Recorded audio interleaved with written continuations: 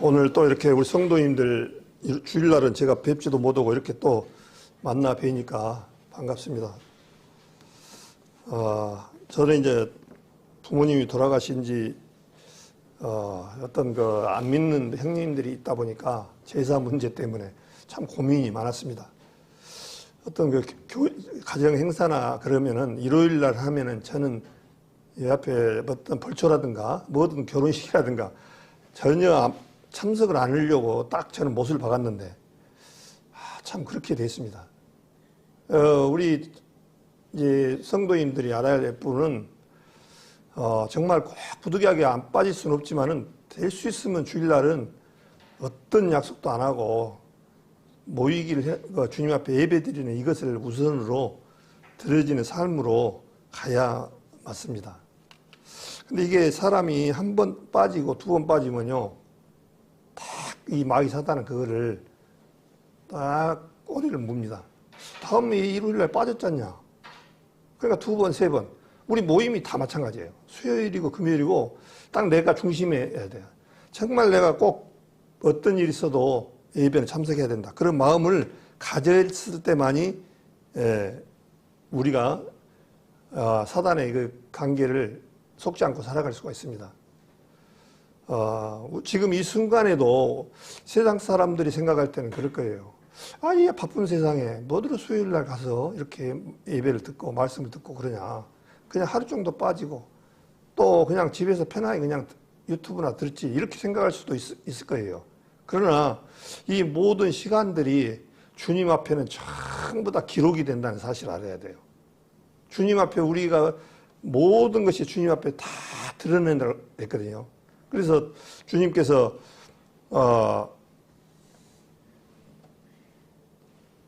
육신은 죽여도 영혼은 죽이지 못하는 자를 두려워하지 말고 몸과 영혼을 능히 지옥에 넣는 자를 두려워라고 말씀을 하셨습니다. 또 우리가 보통 하나님의 말씀을 듣다가 보면은 내 생각하고 하나님의 말씀에 어긋날 때도 있고 하나님의 그 능력이 축소가 될 때도 있고 그렇습니다. 그래서 우리가 어떤 사람들이 생각할 때는 이거 요한복음 14장에 보면은 나는 빌립이 그랬잖아요. 도마가 빌립이 아버지를 보여주시옵소서. 그러니까 빌립아 내가 오랫동안 너 같이 있었는데 그걸 아버지를 보여달라고 하냐. 나를 본 자는 아버지를 보았거든. 그래서 나를 믿지 못하겠거든. 내 행한 것을 보고 믿으라. 그렇게 말씀하시잖아요. 지금 이 지구상에 일어나는 모든 우리 세상에 살아가는 것들이 우리가 영안의 눈으로 떠서 바라보면요. 지금 이 순간에도 하나님은 일을 하고 계셔요. 한번 생각해 보십시오. 우리 지구상에 정말 이 많은 사람들 다 먹여주시고 우리 한 순간순간마다 보면은 하나님께서 역사 안 해주시면 살아갈 수가 없는 그런 존재와 구조와 모든 것 되어 있습니다. 우리 고기를 한번 봐보십시오. 만약에 포유류동만 했으면은 우리 다 고기 종류 한번 잡고 나면 다 없을 거예요. 그런데 어류 같은 경우 어떻습니까? 먹이 사슬로 보면은 먹이 사슬이 많이 필요한 것일수록 알이 엄청나게 많잖아요. 혹시 명태알 몇 개인지 아시겠습니까? 또 그 명태 한 마리만 가져도 얼마나 그것이 정상적으로 부화해서 살아간다면은 얼마나 많겠습니까? 다른 생선도 얼마나 많습니까? 뭐 도치알 같은 거 보면 알이 어마어마하잖아요. 다 그것이 우리 사람의 생각으로 만약에 그걸로 인해서 했다라면 우리 사람은 그렇게까지 생각 못 했을 거예요. 그런데 하나님께서는 정확하게 이 세상 살아갈 수 있게끔 이 모든 순서와 질서적인 면에서 완벽하게 이렇게 해놓으셨어요. 그게 감사할 뿐이에요, 우리는. 그래서 이제 오늘 말씀은 마태복음 20장을 한번 보겠습니다. 마태복음 20장을 보면은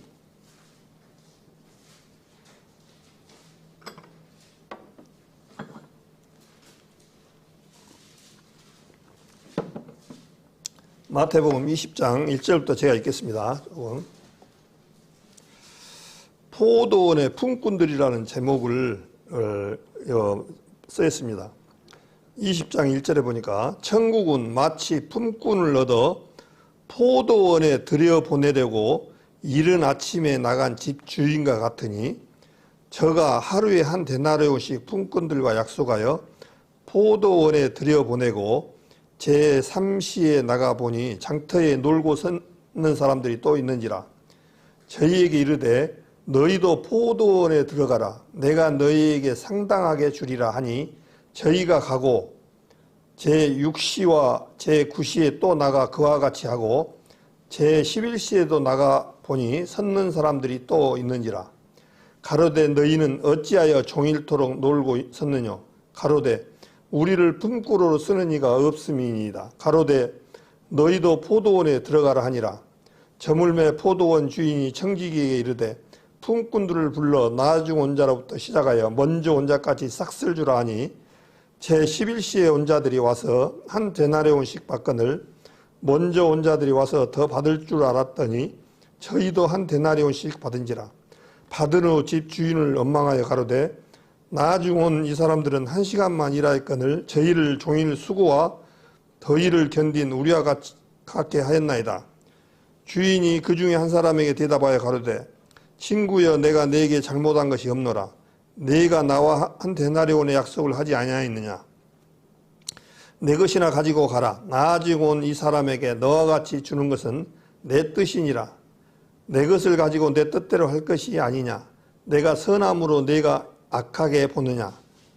이와 같이 나중된 자로서 먼저 되고 먼저 된 자로서 나중되리라. 조금 16절까지 이렇게 읽었습니다.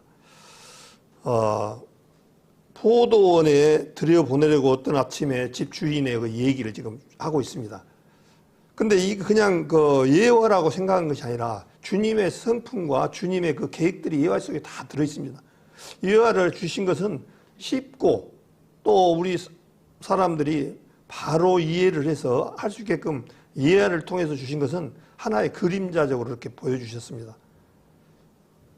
그래서 이제 천국은 마치 품꾼을 얻으려고 들여보내려고 이래 나간 집주인과 같으니 그렇게 말씀하셔서 요즘 같으면은 우리 그 사는 세상에도 그러잖아요. 새벽에 보면 인력 시장이 나오잖아요. 인력 시간의 모습이에요. 서울이나 지방이나 어디나 가면 아침에 인력 시장에 우리는 성도님들은 다니신 분들이 없을 거예요. 근데 저도 가보진 않았는데 TV에서나 보면은 하루하루 품을 팔아서 먹고 사시는 분들이 굉장히 많아요. 서울 같은 데는 구로 같은 데 보면은 그 하루 품을 얻으려고 새벽부터 막 4시, 5시 때 나와가지고 자기 그 기술대로 이 사람들이 그 사람을 스카웃이랄까요? 일을 쓰기 위해서 모시고 하는데 참 치열하더라고요. 그 새벽부터 왔는데 일자리가 없어갖고 뜯기면은 그냥 며칠씩 이렇게 굶고 또 한 달에 뭐 일을 며칠밖에 못 해갖고 생활이 어려운 그런 분들이 굉장히 많이 있습니다. 인력시장이에요. 인력시장 똑같아요. 지금 그거하고 똑같이. 그 이제 품꾼을 얻어갖고 포도원, 이 포도원은 포도원, 감람나무, 무화과 이런 부분들은 전부 이스라엘의 나무잖아요. 그 이제 포도원에 들여보내려고 이제 일용직들을 모집을 하고 있는데, 근데 이게 여기에서 참 주님께서 굉장히 우리한테 주시는 교훈들이 많습니다. 근데 이 하루 품삯이 얼마니까 한 데나리온씩 준다는 거예요.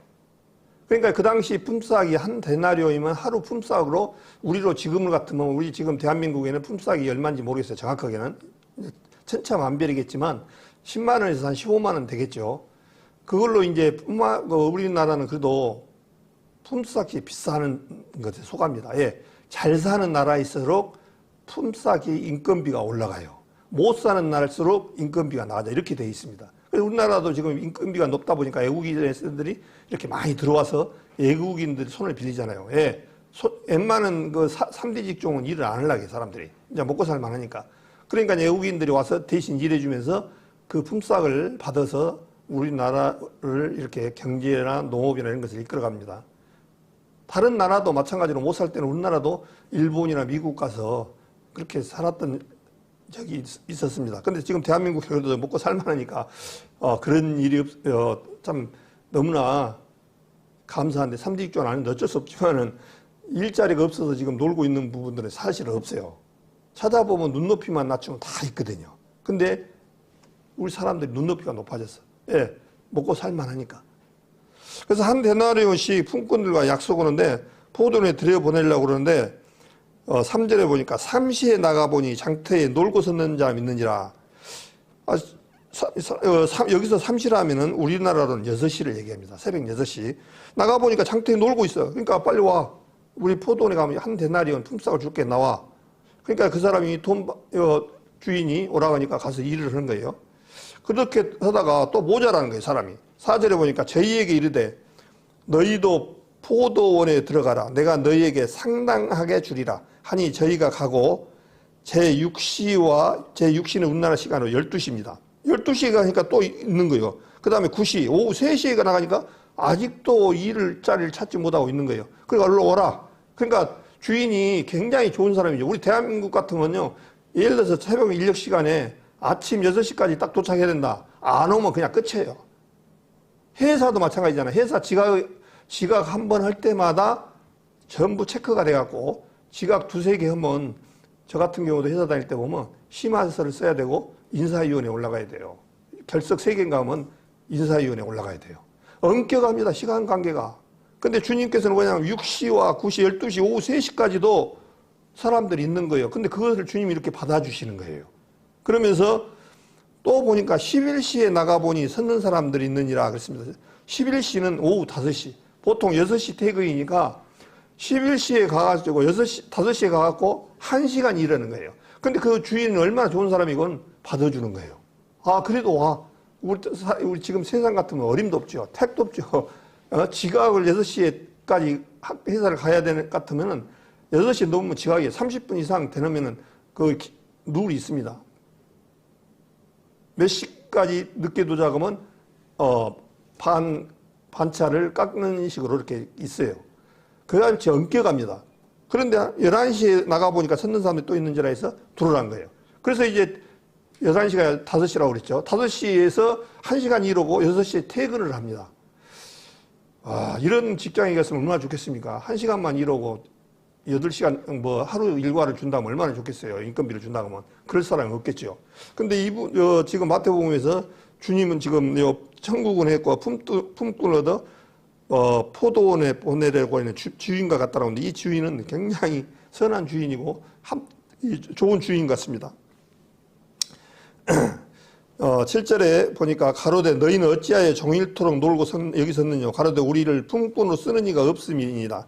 가로되 너희도 포도원에 들어가라 하니라. 8절에 저물매 포도원 주인이 청지기에게 이르되 품꾼들을 불러 나중 온 자로부터 시작하여 먼저 온 자까지 싹쓸 줄 아니 제11시에 온 자들이 와서 한 데나리온씩을 받거늘 먼저 온 자들이 와서 더 받을 줄 알았더니 저희도 한 데나리온을 받은지라. 우리 세상의 법칙은요, 선입선출법이라 해가지고 먼저 온 사람부터 딱 계산을 하게 돼 있습니다. 일도 많이 한 사람부터 계산을 해주고 많이 하고 잘한 사람부터 인정해 주게 돼 있어요. 근데 주님은 지금 뭐라고 하냐니까요, 반대예요. 제일 늦게 온 5시에 1시간 겨우 8시간 중에 같으면 7시간을 어디서 놀다가 와갖고 1시간만 이러고는 그 한 데나리온을 받아가는 거예요. 근데 우리가 생각할 때는 이 사람 1시간 받을 의미도 없어. 그냥 쫓아버려야죠, 사실은. 그런데 제일 새벽 6시부터 왔던 사람을 우리 사람 생각할 때면 6시 먼저 온 사람들이 제일로 떼앞빛에서 고생하고 하루 종일 고생했으니까 당신부터 오시오 해가지고 오늘 정말 고생했습니다 하면서 돈을 이렇게 나눠줘야 정상이에요. 그렇잖아요. 우리 세상 사람들은 방법은. 근데 이 품꾼의 주인은 반대요. 제일 늦게 온 사람부터 오라 그런 거예요. 우리가 정상적인 사고를 가졌으면 이거 이해가 됩니까? 안 되잖아요. 이 세상적인 이 얘기로는. 그런데 이제 먼저 6시부터 왔던 사람들이 늦게 온 사람도 1시간 일하고도 한 데나리온씩을 주네. 아, 나는 2데나리온 줄 거야. 딱 생각하고 있는 거야. 근데 계약을 처음에 뭐라 했습니까? 한 데나리온씩만 준다고 약속을 분명히 했어요. 계약을 했어요. 근데 이 사람은 지금 김칫국을 먹는 거고 있죠. 아, 1시간 일한 사람도 한 데나리온 줬으니까 제일 늦게 일찍 온 우리는 6시부터 왔으니까 2데나리온은 받겠지 하고 딱 김칫국을 먹고 있는 거예요. 그런데 제일 늦게 온 사람, 1시간 일한 사람도 한 데나리온씩을 주니까 이 사람 마음 같아 어떤 마음일까요? 7시간을 일 안 하고 1시간만 일하고 한 데나리온 하루 품삯을 줬어요. 우리 성도님들은 혹시 8시간 하루 종일 놀다가 7시간 놀다가 1시간 일하고 15만 원 받아왔다 생각해보면 그 주인 엄마였어요. 좋은 사람이에요. 얼마나 좋겠습니까? 그죠? 1시간 일했는데 하루 일당을 줘보니까 얼마나 좋아요. 굉장히 좋겠죠? 그럼 어떤 마음이 들까요? 감사한 마음이 안 들까요? 이렇게 주는 주인을 원망한 사람이 있을까요? 1시간 일하고 하루 일당을 주는데? 상식적으로 생각해도 없겠잖아요. 그죠? 혹시 또 나는 7시간 일했는데 1시간을 다 주냐? 가져가라고 반납할 사람이 있을까 모르겠는데 그런 사람은 없겠죠. 근데 나중 온 자로부터 시작하여 먼저 온까지 삭스 주라 하니 그렇게 했어요. 그래서 먼저 온 자들이 와서 더 받을 줄 알았더니 저희도 한 데나리온씩 받은지라. 그러면 이제 11절에 보니까 받은 후 집 주인을 원망하여 가로되 이 원망을 누가 했습니까? 예. 먼저 온 6시부터 일해 온 사람이 이제 원망이 들어갑니다. 이 주인 나쁜 사람이야. 예, 1시간 일하는 사람한테는 7시간을 빼먹어도 한 데나리온을 똑같이 주고 난 하루 종일 죽자 사자 일했는데 똑같이 주냐? 불평, 불만과 주인, 이 사람 마음에 뭐가 있겠습니까? 주인에 대한 불신과 주인에 대한 원망이 있어요. 근데 주인이 잘못한 거 있습니까? 없습니까? 사실은. 없잖아요. 잘못한 거 하나도 없어요. 올 때 분명히 계산을 했어요. 한 데나리온씩 준다라고 약속을 분명히 하고 채용을 했단 말입니다. 그러니까 그것은 늦게 오든 일찍 오든 자기는 한 데나리온만 받아가면 아무 문제가 없는 거예요. 그러잖아요. 그런데 받은 후 집주인을 원망하여 가로되 12절에 나오죠. 나중 온 이 사람들은 1시간만 일하였거든 저희를 종일 수고와 더위를 견딘 우리와 같이 하였나이다. 그렇게 말씀하십니다. 여기에는 우리가 잘 생각을 해봐야 될 부분들이 있어요. 주님은 만약에 주님이 우리가 구원을 받고 구원을 천국에 가는데 네 행위와 네 능력으로 가라 한다라면 어떻게 되겠습니까? 절대로 못 가잖아요. 절대로 갈 수가 없는 존재잖아요. 주님께서는 이 비유를 통해서 어떤 말씀을 하냐면 주님의 그 은혜를 얘기하는 거예요. 그러니까 두 사람은 지금 한 사람은 당당하게 8시부터 수고했지만 한 데나리온을 받았으니까 문제가 없어요. 근데 이 사람 마음 상태는 근데 어떤 상태입니까? 주인을 원망하고 왜 똑같이 주냐 이런 그런 부분으로 가득 들어있는 거예요. 근데 이제 1시간만 일한 사람은 어떻겠습니까? 너무 감사한 거예요. 우리의 이 복음도 마찬가지예요. 복음도. 이 복음이 들어있어요. 사실은요. 우리는 이 주님 앞에 나가는 그거는 은혜밖에 없어요. 사실은요. 아무리 그래서 우리 목사님하고도 잠깐 요한계시록 14장 갖고 얘기를 잠깐 넓힌 얘기했습니다만은 우리 구원받은 사람들이 만약에 요한계시록 13장의 말씀처럼 환난과 7년 대환난을 겪어서 지나서 구원을 받으라고 한다라면 우리의 과연 지금까지 살아왔던 주님을 섬기고 살아왔던 그 모든 것들이 어디로 가버리냐 은혜가. 그리고 요한계시록 13장에서 봤던 그 모습을 우리 구원받은 사람이 그 환난을 통과하라고 한다면은 과연 통과할 사람이 있을까요? 저도 자신 없어요. 순교밖에 없습니다. 전부 다 얘들까지 다 순교할 수 있겠습니까? 표받을 때 이게 못 피해요. 못 피해. 실제적으로. 그런데 이것이 많은 그 교회나 이런 사람들은 이 부분을 특히 그 먼 교회 같은 경우에는 자기들만 14만 4천에 속한다고 해가지고 이것을 자기들로 비교해가지고 굉장히 오도하는데 주님의 은혜가 아니면 우리는 구원을 받을 수 없을 뿐더러 이 환난을 피해갈 수가 없는 존재들입니다. 우리는 정말 나약한 존재들입니다. 요즘 목사님도 입이 아프시고 또 저도 이제 사람이 연약해요. 이 위장도 좀 가을 되면 이렇게 또 계절적으로 이렇게 또 안 좋더라고요, 조금. 그런 부분들이 있는데 참 나약한 존재라는 것을 정말 알고 있습니다.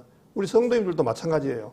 저만 그런 게 아니라 다 정말 사도 바울 선생 같은 경우도 육체의 가시가 있어서 3번이나 주님 앞에 매달렸던 것을 알 수가 있습니다. 그 육체의 가시가 뭐겠습니까? 사도 바울 선생도 그 믿음 안에서 정말 엄청난 그 시련과 고난과 고초를 겪었지만은 얼마나 고통스러우니까 하나님 앞에 이 자기 병을 낫게 해달라고 3번이나 기도했어요. 그러나 주님께서 내 은혜가 내게 족하도다 하면서 약할 때 강함이라 그렇게 했습니다. 사도 바울을 통해서 우리 사람들에게 이렇게 약함과 고난을 주신 것은 주님 앞에 기도라고 그런 거예요. 주신 거예요. 주님을 우리는요, 율례를 통해서, 고난을 통해서 율례를 배웠다고 시편 말씀하신 것처럼 율례를 배울 수 있는 길은요, 고난을 통해서 그냥 이 아픔이 없고 그런 다음에 주님 앞에 더욱더 못 붙들고 나가요. 보통 많은 그 사람들이 그러잖아요. 영국에서 이제 청어를 이런 식으로 지금 우리로 따지면 과맥인데 이런 것을 만들기 위해서 산채로 이렇게 실어오는 과정에 다 죽어버려요. 공기가 적게 들어가고 너무나 힘들고 그래서 고기들이 다 죽으니까 그 안에다가 메기를 한 마리 딱 집어넣습니다. 그러면 나올 때까지 안 죽어요. 왜 안 죽냐니까 이 메기가 계속 공격을 해요. 이 청어들을. 그래서 거기에다가 메기를 한 마리 넣어놓고 있으면 올 때까지 계속 움직이니까 안 죽고 오는 것을 알기 때문에 거기다 넣어가지고 이 생선을 운반하는 그런 모습을 이 세상 사람들도 터득하고 그러거든요. 그 마귀를 지금 우리 세상에 지금 마귀가 없으면 어떻겠습니까? 전부 이렇게 폭삭 주저버릴 거예요. 전부 주저앉아버려요. 한번 생각해 보십시오. 신앙의 척도는 물질하고 굉장히 연관이 있습니다. 지금 대한민국에 사는 그 이 척도 우리 초창기 때만 해도요, 굉장히 감사와 물질의 어려움으로 정말 너무나 어렵게 살았습니다. 여기 계신 분들은 그래도 다 아시잖아요.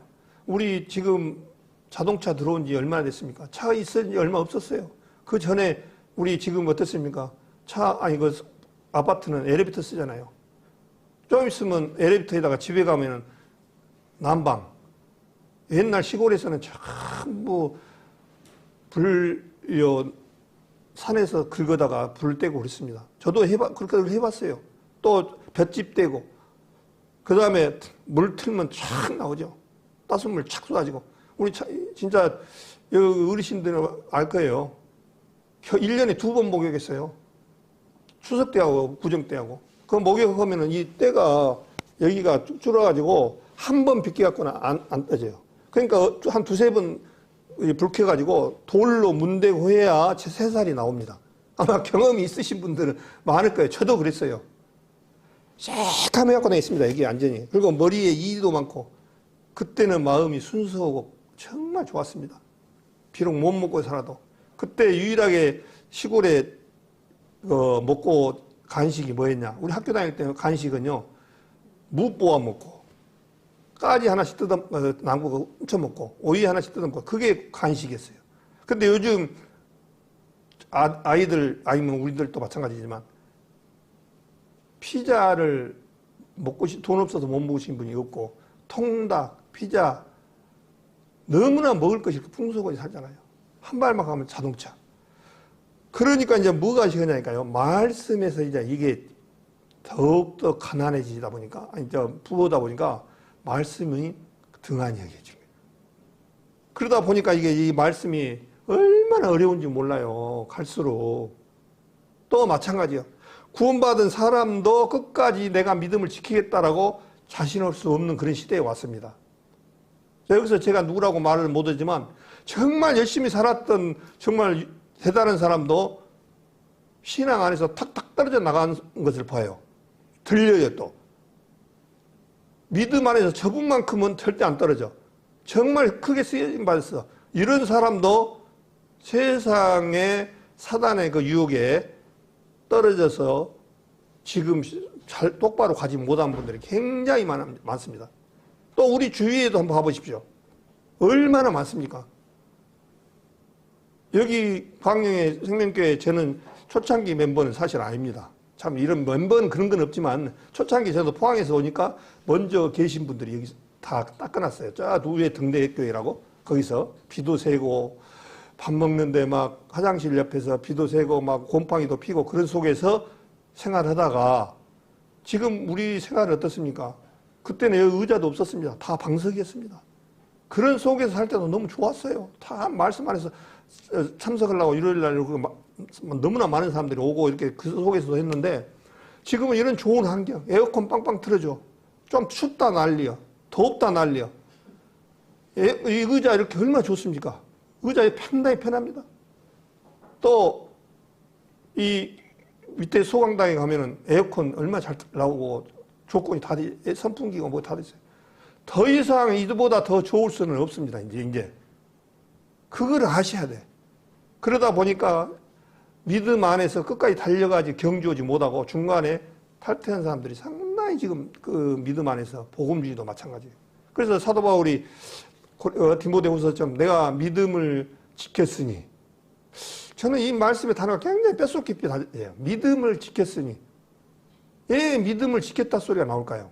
그만치 끝까지 경주하는 것이 어렵기 때문에 우리 현실을 이렇게 봐도 그렇지 않습니까? 그래서 정말 우리가 참 이 은혜 안에서 떨어지지 않고 주님 앞에 끝날까지 주님까지 오시고 꾹 붙들고 가는 것을 자신만만하게 생각을 못 됩니다. 저도 겁이 나더라고요. 어떤 때는 나도 이렇게 말을 해놓고 나도 끝까지 경주를 할 수 있을까? 어떤 어려움이 있으면 그런 부분들도 있어요. 또 어떤 분들은 제가 이 앞에 말씀드린 것처럼 뭐 교회는 그 열심히 살았는데 암이 온다고, 왜 하나님은 나를 암이 걸리게 했어? 그런 하나님은 안 믿어 하고 떠나보는 사람도 있어요. 근데 그분은 신앙의 기초를 진짜 너무 잘못 살았어요. 주님께서 우리를 구원해 주신 것은 이 세상에 기복적인 신앙을 주시기 위해서 70년짜리 주기 위해서 오신 분이 아니에요. 70년짜리 주기 위해서 오셨다라면 이거는요 별 의미 없는 하나님이에요. 근데 주님께서는 영원한 생명을 주시고 있잖아요. 생명의 떡으로 오셨잖아요. 그래서 예수님을 떡을 먹은 자는 영원히 죽지 아니하리라. 그러니까 이 이해를 못 하신 분들은 예수 그리스도를 먹는 떡을 먹었던 떡을 먹은 사람은 영원한 생명을 가져서 이제 육신은 죽지만요 영원히 하나님과 같이 살 수 있다는 거예요. 죽을 수가 없어요. 그래서 우리 고린도전서 15장에 가면 쭉 얘기 나오잖아요. 여기를 찾고 있다가 고린도전서 15장을 한번 보겠습니다. 마태복음 20장을 딱 넘기시고 고린도전서 15장. 고린도전서 15장을 보면은 힘이 납니다. 저는 고린도전서 15장을 요즘 시간 날 때 자주 보는데요. 너무 감사해요. 고린도전서 15장 19절 같이 읽겠습니다. 18절에서부터 18절 19절 읽겠습니다. 고린도전서 15장 18절 19절. 또한 그리스도 안에서 잠자는 자에도 망하였으니 만일 그리스도 안에서 우리의 바라는 것이 다만 이생뿐이면 모든 사람 가운데 우리가 더욱 불쌍한 자리라.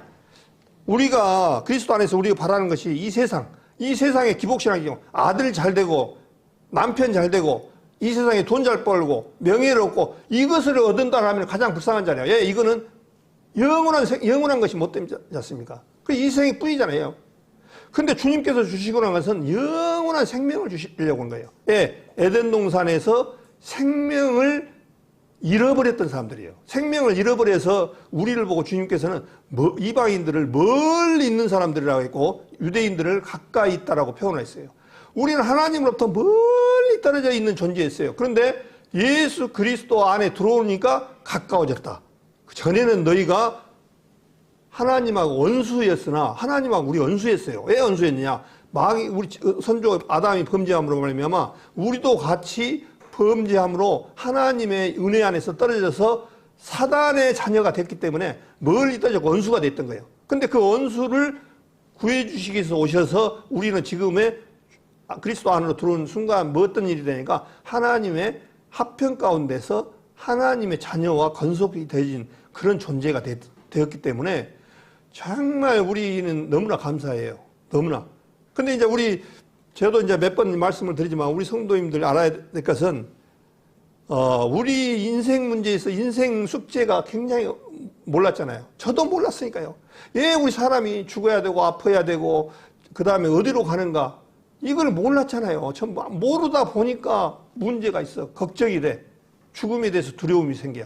그래서 그 히브리서 2장에 보면 죽기를 무서워함으로 평생에 매어 종로로 사는 자를 놓아주려 하심이라 그렇게 되어 있습니다.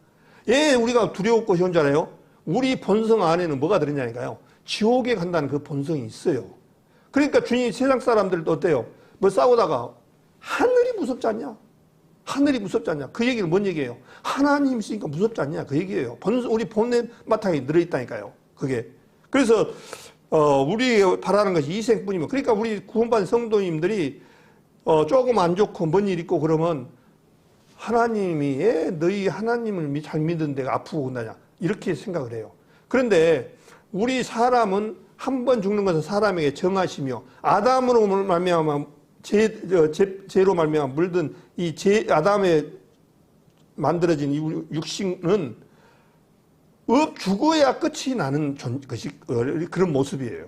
예, 쓸 수가 없는 존재예요. 그래서 우리의 주님께서 우리가 같이 십자가에서 같이 죽고 장사 지냈다가 부활 생명으로 나온 이유가 있거든요. 그래서 우리가 이제 죽더라도 하나님의 낙원에 가서 주님의 산장 휴거돼서 주님하고 같이 호인잔치에 따라가 그것이 중요한 건 꼭 그것만 그런 거 아니에요. 우리 구원받은 사람은 의의 심판이 있습니다. 어떻게 살았냐에 대한 심판 중요해야 돼요. 이런 부분도 또한 이 부분도 있어요. 낱낱이 주님께서 우리가 직고를 한다고 말씀하셔서 직고를 해야 됩니다. 그래서 두려움으로 지고 살아야 돼요. 근데 우리가 이제 이 세상에 죽으면은 이제 우리 구원받은 사람들은 죽을 수가 없는 존재예요. 영적으로 죽을 수가 없는 존재예요. 죽을 수가 없는 존재가 됐다니까요, 사실은요. 지금 이 육신은 죽으지만 우리 영은 죽을 수가 없는 그런 존재로 이미 하나님께서 하나님 우편에 앉혀놨다고 그랬어요. 실제로 우리가 생각하는 것보다 주님이 그런 것을 가진 것을 받아들인 것이 믿음이거든요. 나는 아무 소용없어요. 내가 뭐 어떻게 했습니다. 소용없어요. 예. 나는 피조물이고 하나님의 창조주신 그분이 어떻게 했냐가 중요해요. 그래서 우리는 구원받은 사람들은 하나님 우편에 예수님과 같이 우편에 앉혀놨다라고 말씀하셨어요. 그 앉혀놨다는 얘기는 안전하고 앉았다는 얘기는 이미 끝을 낸 것을 표시하거든요. 제가 몇 번 얘기했습니다만 성막에서 제사장은 성막에는 의자가 없습니다. 예.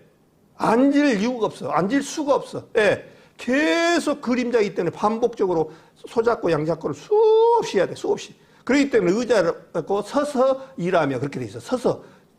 구약의 제사장들은 앉을 의자가 없기 때문에 서서 일해야 되는 거예요. 그 얘기는 뭐입니까? 완전치가 않다는 거예요. 영원치가 않다는 거예요. 그러나 예수 그리스도로 말미암은 것은 영원은 단번에 제사를 드리신 바 되셨고 딱 한 번에 끝이 나버렸단 말이에요. 그렇기 때문에 하나님 우편에 앉아 있던 거예요. 이유가 우리도 그래서 지금 하나님 우편에 앉아 있는 거예요. 존재를 하나님 편에서는. 그래서 이제 우리가 죽더라도 이제 우리는 죽을 수가 없는 그런 존재예요. 영적 존재. 얼마나 좋습니까? 그러면서 고린도전서 15장을 폈으니까 42절에 보니까 죽은 자의 부활도 이와 같으니 썩을 것으로 심고, 이 아담으로부터 물려받은 이것은요 썩잖아요. 썩을 것으로 심고 뭘로 나고요? 썩지 아니할 것으로 다시 살면. 이제 죽어도 다시 썩지 않는 것으로 변하는 영적 존재로 이제 바뀌어졌단 말이에요. 다시 살며 욕된 것으로 심고, 욕된 것이라는 것은 값어치 없는 또 비굴한 어떤 그런 값어치 없는 것으로 심었는데 영광스러운 것으로 다시 살며, 사는데 영광스러운 것으로 다시 사는 존재예요. 그 다음에 약한 것으로 심고, 우리 육신이 약하잖아요. 우리 옛사람은 약하잖아요. 약한 것으로 심고 강한 것으로 다시 살며. 지금 아담으로부터 물려든 땅에 속한 사람과 하늘에 속한 영적인 사람을 간에 두 부류를 지금 계속 지금 이 고린도전서를 통해서 말씀하고 있어요. 그 다음에 육의 몸으로 심고, 우리 아담으로부터 말하면 심었던 것을 신령한 몸으로 다시 사나니, 그렇게 됐습니다. 이 신령한 몸이란 뜻은 영적이다, 그 얘기입니다. 영으로. 그래서 이 신령한 몸으로 다시 사나니, 육의 몸이 있은즉 신령한 몸이 있느니라. 신령한 몸이 우리는 죽을 수가 없는 그런 존재로 다시 살아간다는 거예요. 얼마나 감사합니까? 다시 마태복음 20장에 보면은, 20장으로 와서 제가 이제 예화를 좀 하나를 드리랍니다. 그러니까 이 두 사람의 모습이 나왔어요. 마태복음 20장에 보면, 1시간 일은 사람은, 원망을 안 했어요. 근데 6시부터 일해가지고 한 데나리온 반 사람은 두 데나리온을 받을 줄 알았는데 한 날만 주니까 주인을 갖다가 원망하는 거예요. 왜 나는 1시간밖에 일하지 않는 사람하고 똑같이 주냐? 어떤 그런 식으로 원망을 많이 하는 거예요. 그러면 그 원망하던 사람 안에는 주인이 감사가 느껴지겠냐고요. 그렇지가 않습니다. 감사를 전혀. 근데 1시간만 일했는데 한 데나리온을 받았던 사람 마음 가운데는 주인에 대한 생각이 싹, 저분은 나를 비록 내가 배운 것도 없고 가진 것도 없지만 저분이 나를 하루만 일했는데 한 데나리온을 주다니 감사합니다. 그렇게 생각 안 했겠습니까? 우리 구원받은 사람들도 마찬가지예요. 성도님들만 각각 다릅니다. 어떤 분들은 정말 이 주님의 은혜가 커서 정말 눈물이 앞을 가리는 사람이 있는가 반면에, 그렇지 않은 분은 또 감사를 모르신 분들은 구원받은 사람들 안에도 그냥 예수님이 십자가에 달려서 내 죄를 사했어, 그냥 평범하게 이렇게 흘러가는 사람이 있습니다. 우리는 실제적으로 주님을 떠난다는 것은요, 엄밀히 따지면 배은망덕한 사람들입니다. 배은망덕한 사람들. 예. 생명을 살려주기 위해서 그 높은 보좌를 버리시고 이 땅에 오셨 그분이 하나님입니다. 하나님. 어떤 옆집 아저씨가 아닙니다. 하나님입니다. 그분은 지금 이 순간에도 우리 70억 내지 80억 인구가 되는데 이 인구를 한순간도 놓치지 않고 다 아침 떠나면 해가 뜨고 또 저녁이 지고 저녁 때는 또 쉬라고 하고 아침에는 또 해가 떠서 모든 식물들이 자랄 수 있게끔 또한 좋은 조건에서 살할 수 있게끔 이렇게 살아게끔 하는 것들이 너무나 많아요. 그런데 감사를 모릅니다. 당연한 것처럼 생각해요. 지금 우리 공기의 소중함 알잖아요. 물의 소중함 알잖아요. 보통 사람들 그러잖아요. 물 쓰듯이 한다고. 물 쓰듯이. 무엇을 하면 과하게 하면 물 쓰듯이 한잖아요. 우리 물조업 안 나오고 공기 한 3분만 코 한번 잡고 한번 써보십시오. 금방 죽습니다. 근데 공기, 물, 햇빛 돈 주고 한 번이라도 우리 이 하나님 앞에 지불했습니까? 그런데도 감사를 모르잖아요. 제가 예화를 하나 드리려고 말씀한 것은 옛날에 어떤 분이 어떤 시골에 많은 씩을 그 집 앞에다 또 그렇게 놔두고 갔답니다. 그 마을이 이제 몇 가구는 사는지 모르겠는데 한 20, 30가구 살았겠죠. 거기서 이제 돈 10,000원짜리를 갖다가 옛날 시골에 가면 이거 신발 밑에 딛고 마루 위에 올라가는 거기다가 신발 위에다가 10,000원씩을 딱 두고 그 집에다 다 나눠줬어요. 각 집집마다. 그러니까 어느 날 아침 일어나서 보니까 10,000원짜리가 있는 거예요. 와, 행기했다. 감사하는 거예요. 얼마나 감사하겠어요. 우리 성도님들 혹시 집 앞에 갓에 다니다가 돈 주워 본 적 있습니까? 혹시? 저도 돈 주워 본 적 있어요. 큰 돈은 아닌데 최고 많이 주워 본 것이 10,000원짜리 하나 주워 봤던 것 같아요. 아마 우리 이수기 자매는 옛날에 돈이 없어갖고 그 돈 주워갖고 뭡니까 이게 머릿고기 국밥을 사 먹었다고 얘기를 나한테 자랑하더라고요. 돈 주워 보면 얼마나 기분 좋잖아요.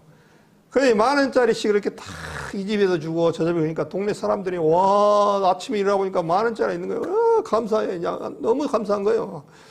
그러면서 저 사람은 돈이 얼마나 많아서 이렇게 돈을 나눠준다냐 하고 여기 순천에 그분이 아닙니다. 순천에 그 1억씩 줬다면 그분이 아니고 얼마나 감사했겠습니까? 제가 봐도 순천 그분은 감사히 컸어요. 저도 저를 10번이라도 100번이라도 하면 하겠어요. 저도 그런 동창분을 좀 같이 선배님 고향에 있었으면 좋았을 건데 그렇지 못한 것이 좀 아쉬운데 근데 우리는 더 귀한 것을 가지고 있는 분들이니까 서운하게 생각하지 마십시오. 그래서 두 번째 날 돼서 또 10,000원씩을 딱 집집마다 거기다 놓으니까 와 좋은 거예요. 하루에 10,000원씩 생기니까 얼마나 좋겠습니까? 그 당시 10,000원이면 굉장히 큰데 또 세 번째 날도 오니까 또 낮 있어. 너무 좋은 거예요, 그냥. 그러니까 이제 그 시간이 기다려져, 이제. 아침 일찍 일어나갖고 빨리 돈 갖고 와라 하고 이제 기다려지는 거예요. 아, 근데 그날도, 네 번째 날도 또 10,000원씩 탁 놓고 가시네. 그럼 얼마나 좋겠어요. 그래서 다섯 번째, 여섯 번째 딱 놓고 이제 너무 이제 당연한 거예요, 이제. 아유, 오늘 왜 이렇게 늦는다냐? 얼른 빨리빨리 와서 주지. 당연한 것처럼 이렇게 생각한 거예요. 그런데 마지막 날, 일곱째 날은 가서 인사만 하고 돈을 안 주는 거예요. 동네 전부 다 돈을 안 주고 그 동네 분들이 이제 웅성웅성 거예요. 왜 돈을 안 준다요? 이런 식으로 하다가 보니까 이제 사람들이 성질이 났어. 어떤 사람은 우락부락해. 왜 돈을 안 주고 오늘은 그냥 가는 거예요. 또 어떤 사람은 말씨가 막 톤이 높아가 왜 오늘은 돈을 안 주고 또 그냥 간다고 하면서 막 문도 차면서 말씨도 막 화가 나는 목소리고 막 그러는 거예요. 그래가지고 어떤 한 사람이 딱 그러는 거예요. 당신이 지금 무슨 사정이 있는지 모르겠지만 이거 뭐라고 했겠습니까? 뭐라고 했을까요? 궁금하네요. 예?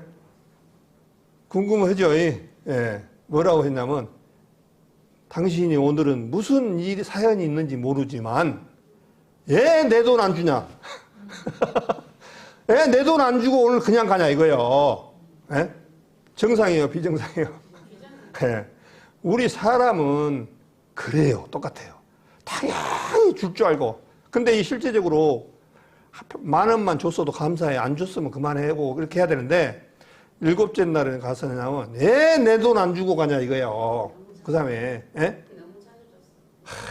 고마움을 모르는 거예요. 고마움. 그래서 우리 지금 여기도 마찬가지예요. 여기 풍분들도 마찬가지. 한 대나리오 받은 사람도 감사를 모르는 거예요. 그런데 7시간을 놀고 한 대나리오만 받은 사람은 너무 감사한 거예요. 너무나. 마음속에. 지금 주님께서는 그 얘기를 하고 있는 거예요. 지금 그 얘기를. 우리 성도님들이 정말 사도 바울처럼 우리 사람들은 하나님 앞에 정말 은혜를 입지 않으면 살아갈 수가 없는 그런 존재라는 사실을 인정을 하고 그분에게 감사를 해야 되는데 처음 구원받았을 때는 이렇게 커 마음들이 참 주님 감사했어. 간증도 막 엄청나게 하고 너무너무 점점 가면 어땠습니까? 무뎌져 갖고 이제 주님의 은혜가 당연히 주는 것처럼 주님께서 당연히 주는 것처럼 줘야 돼. 또 마찬가지로 주님이 이 지구상에 만약에 한 3분만 공기를 걷어가면 어떻게 될까요? 3분 동안만 예를 들어서 우리 고기 잡는 분들 에어로 해서 그거를 뭐라고 하더만은 생각이 안 나서 모르겠는데요. 그분들은 공기에 이것을 쓰고 바다에 가서 고기를 잡고 또 뭘 채취하고 한단 말입니다. 이분들은 오로지 공기에 의지해갖고 지금 있어요. 바닷속에 들어갔어요. 근데 그거를 공기를 주입한 것이 뭐냐면 컴프레시아입니다. 컴프레시아는 바람을 일으켜서 바람을 만들잖아요. 우리 자동차에도 컴프레시아 다 있고 다 있습니다. 자동차의 컴프레시아가 에어로 브레이크를 잡고 놨고 하는 거거든요. 근데 그거 고장 나보니 브레이크 파일되면 안 되는 거예요. 물론 지금 유압이지만. 이 에어 컴프레시아 쓰는 데가 굉장히 많아요. 그런데 만약에 그 고기를 뭐를 바닷속에 들어갔던 분들에게 이거를 잘라버리든가 아니면 꺾이든가 감치면 이 사람은 죽는 거예요. 바로 죽어요. 숨을 쉬면. 우리 만약에 이 지구상에 한 3분만 공기를 하나님께서 안 주면 어떻게 될까요? 전부 살아갈 수가 없습니다. 그런데도 감사를 모르고 사는 거예요. 하나님 은혜를.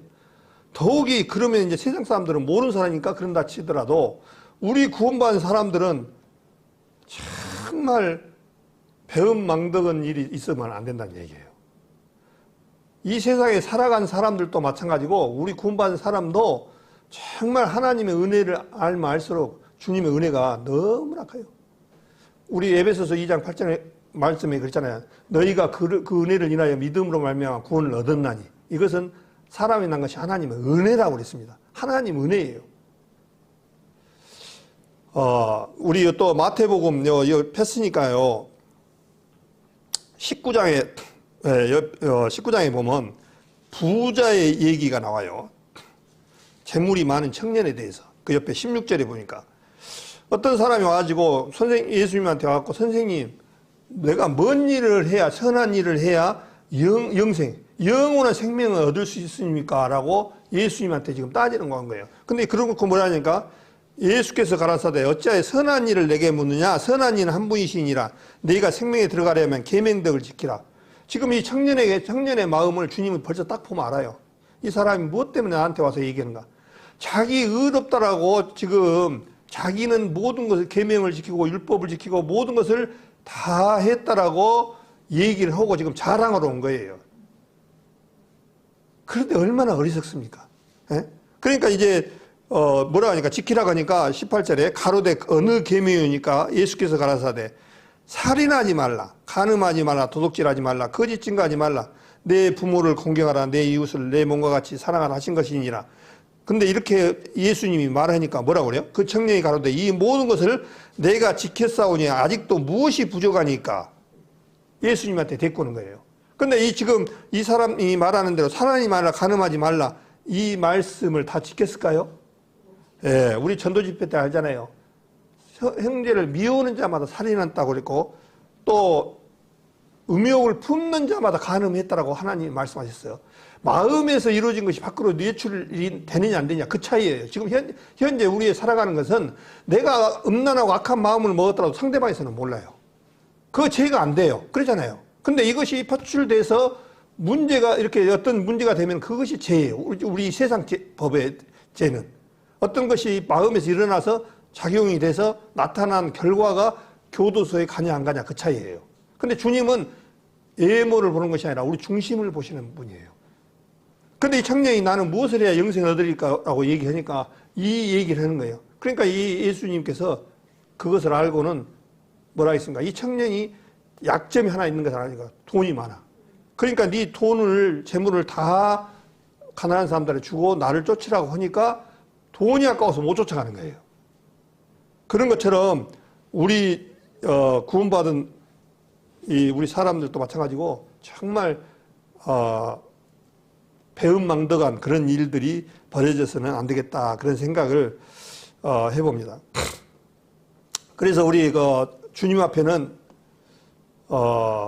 우리는 다 부정한 자 같아서 우리의 의는 다 더러운 옷 같다라고 이사야서 64장에 말씀하셨습니다.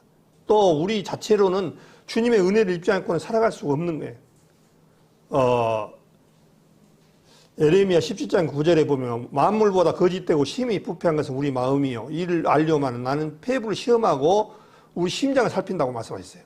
우리를 자신들을 내놓고 주님 앞에 내놓을 때는 정말 부끄럽고 부잘것없는 그런 모습들인데 우리를 가지고 무엇을 해겠다라고 한 것 자체가 하나님 앞에 얼마나 부족한지 모릅니다. 늘 항상 하나님 앞에 감사로 우리는 나아가야 돼요. 감사로. 그것밖에 없어요, 실제로.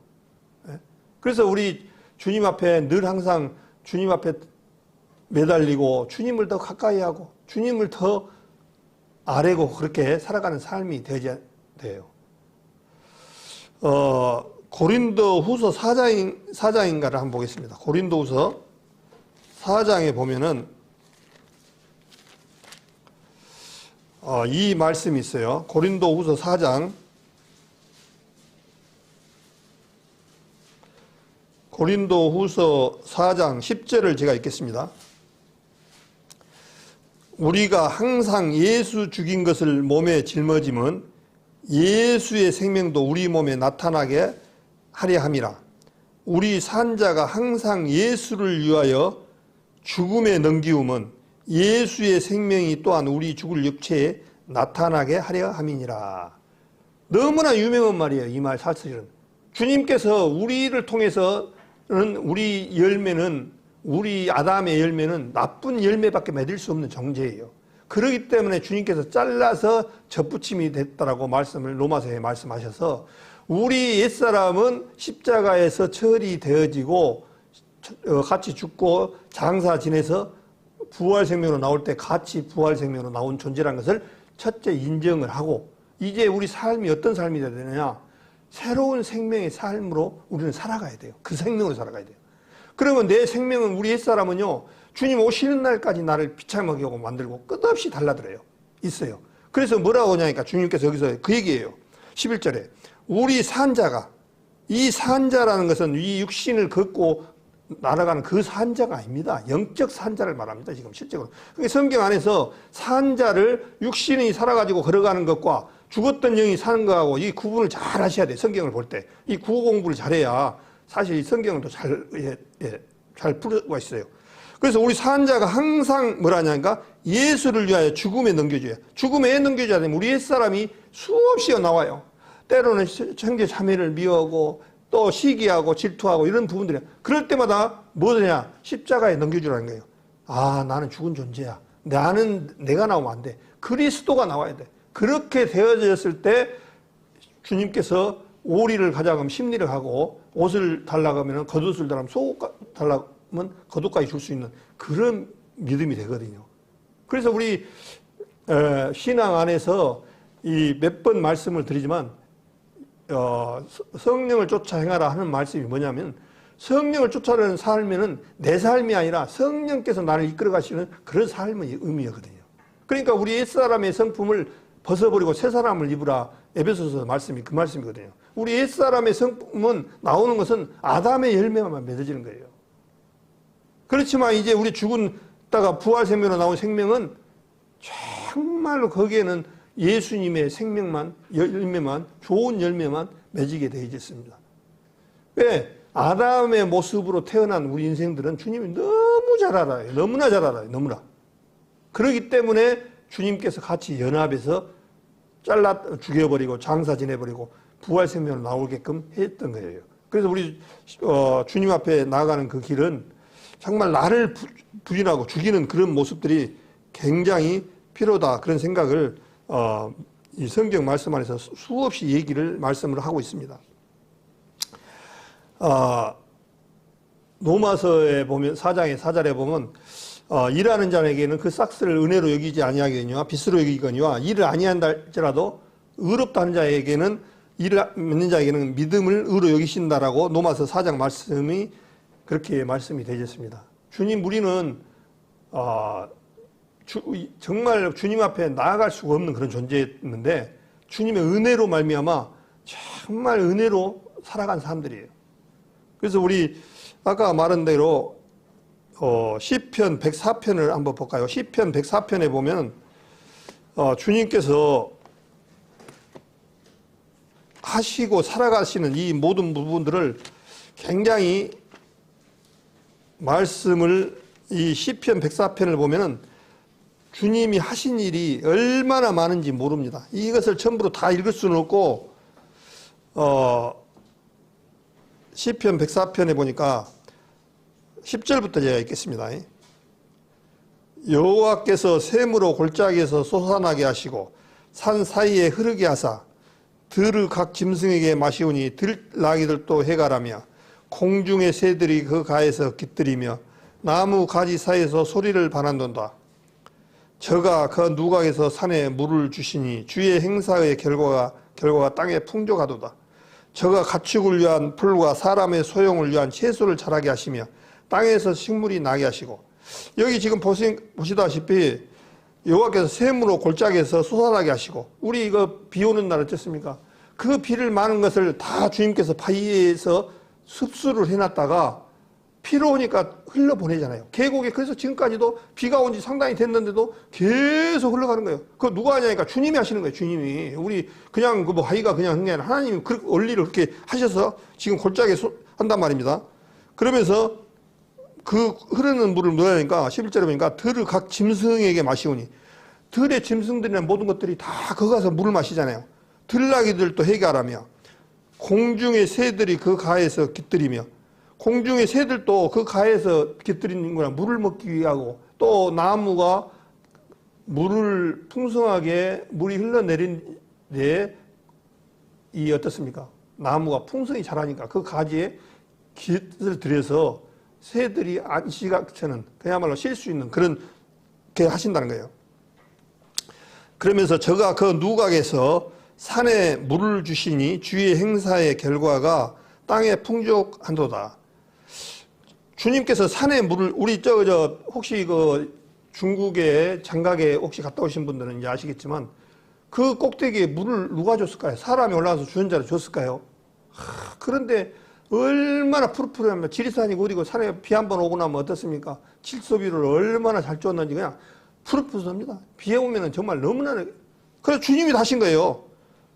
풍족하도다. 또 14절에 저가 가축을 위한 풀과 사람의 소형을 위하여 채소를 자라게 하시며 가축을 위한 풀도 하나님이 주시니까 이 들에 풀이 포기한 거지 지하수 퍼서 주면 자라지를 않아요. 지하수는 질소 성분이 다 없기 때문에 우리 시골에나 어디 살아보신 분들은 아실 거예요. 빗물도 받아갖고 옛날에는 거름으로 썼어요. 예, 고추를 심어놓고 지하수물 주면 안 자라요. 크지를 않아요. 근데 빗물을 주면은 100% 자랍니다. 예, 질소 성분이 있어요. 하나님이 주신 거예요. 땅에서 식물이 나게 하시고 사람의 마음을 기쁘게 하는 포도주와 사람의 얼굴을 윤택하게 하는 기름과 사람의 마음을 힘있게 하는 양식을 주셨도다.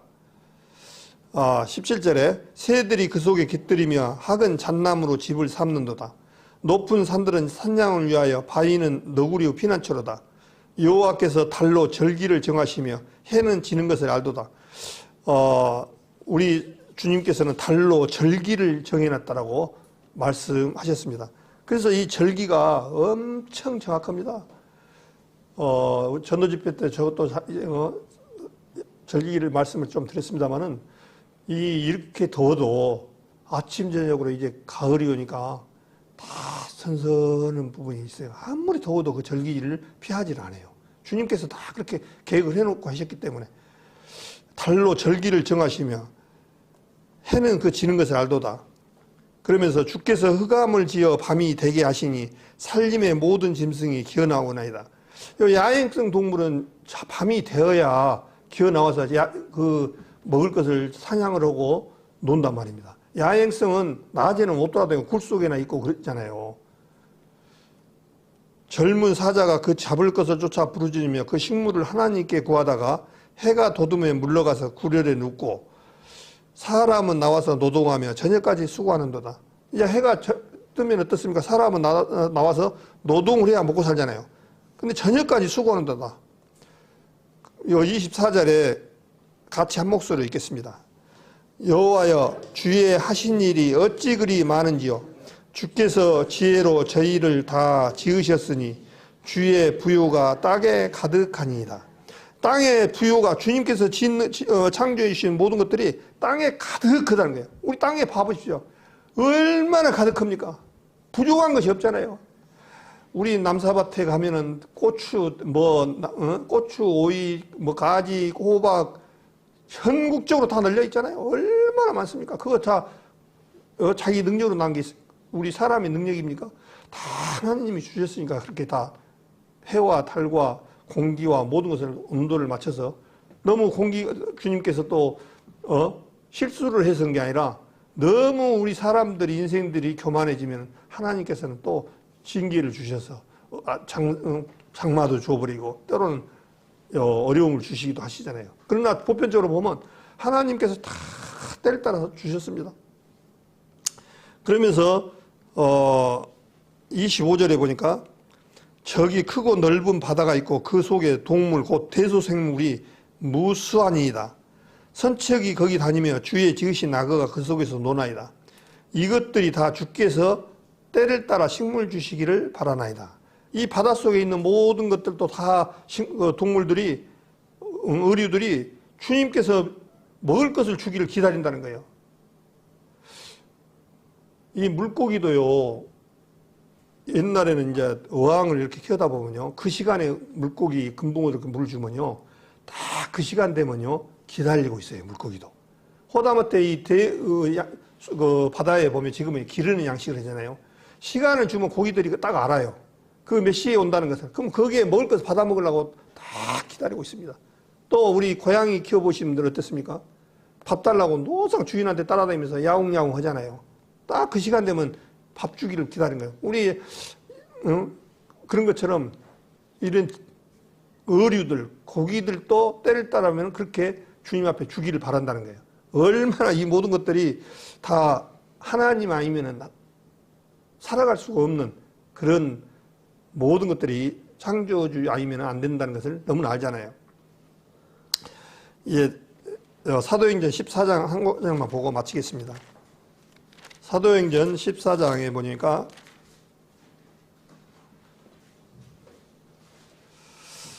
14장에 보니까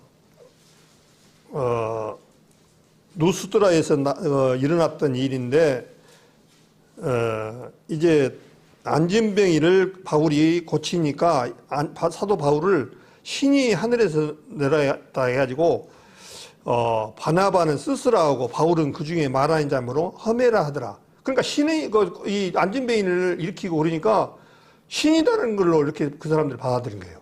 그러면서 이제 사도 바울이 두 사도가 막 옷을 찢고 너희도 내가 이렇게 말하는 것은 너희와 똑같이 성정을 가진 사람이다. 똑같이 나도 사람이다.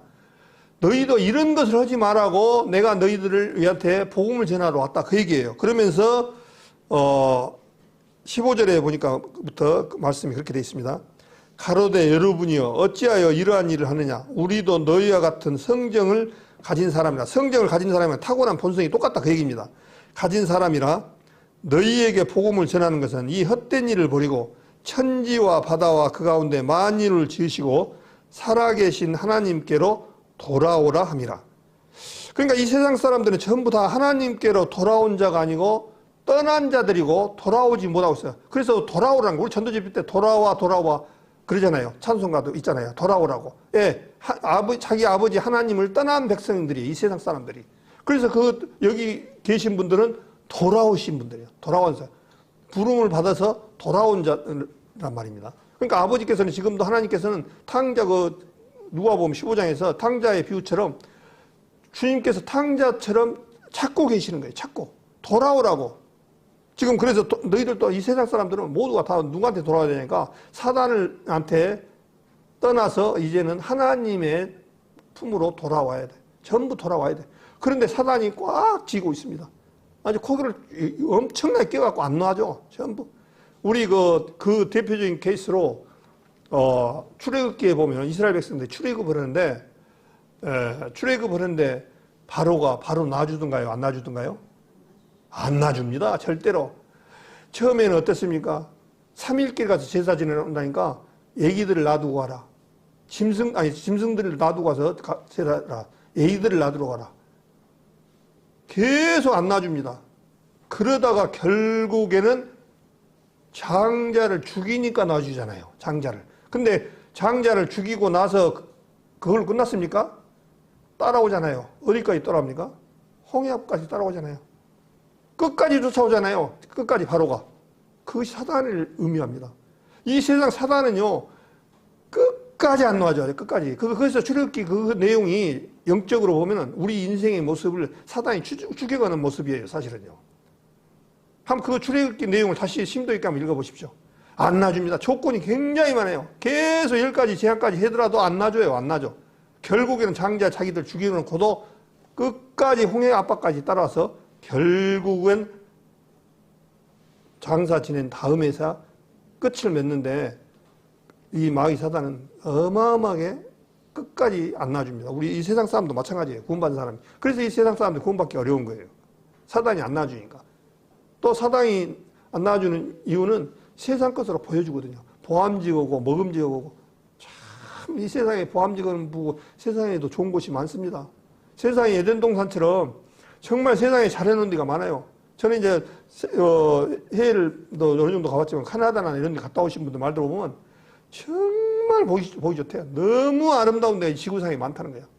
그러니까 포함직원이니까 안 떠나려고, 안 올라가죠, 주님 품에. 근데 그걸 더 그거하고는 비교가 될 수가 없는, 그야말로 새 예루살렘, 천국이 기다리고 있는데, 그것을 바라봐야 되는데, 그것을 못 바라봐요.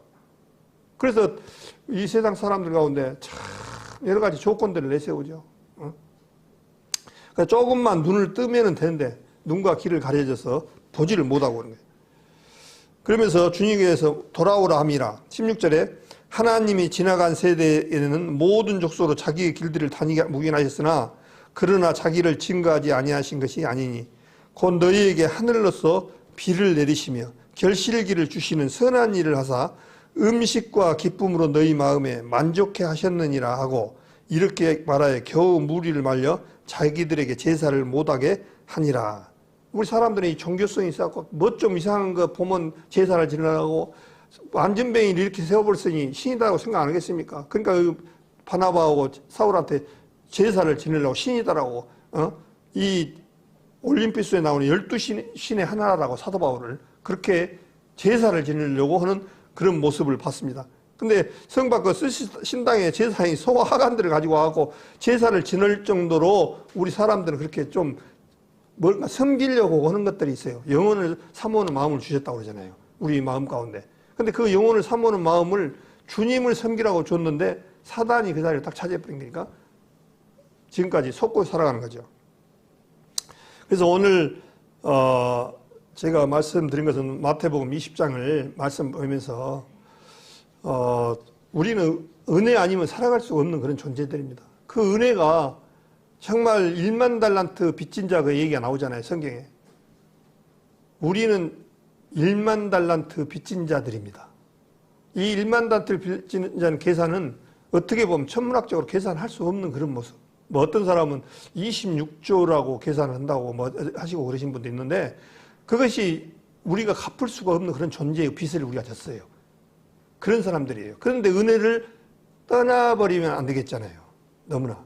그래서 우리 구원받은 성도님들은 주님의 은혜를 이 세상의 모든 가치보다 귀한 것보다 주님의 은혜를 늘 항상 품에 품고 한 발 한 발 뛸 때마다 주님의 은혜라는 사실을 아셔야 돼요. 우리 참 나이 먹고 그러니까 우리 목사님 어머님도 여기 올라오는데도 아이고 그렇게 하잖아요. 지금까지는 너무나 건강하고 이렇게 할 때는 정말 잘 부는 것을 몰랐는데 가면 갈수록 저도 느껴져요. 아이고 나이가 드시니까 힘드시겠다. 나도 이제 얼마 안 남았구나. 나도 이제 갈수록 힘들어지고 우리도 순식간에 금방 가요. 그럴 때마다 찬송가 302장입니까? 젊을 때 힘 다해라. 그 말씀에 찬송이 있잖아요. 젊을 때 힘 다해야지 늙어갖고 갖고는 안 돼요. 제가 이제 어떤 우리 나이 드신 분들을 비하해서 그런 게 아니라 젊을 때 정말 일할 때가 있다는 사실을 생각하고 이렇게 또 오늘 오신 분들 감사드립니다.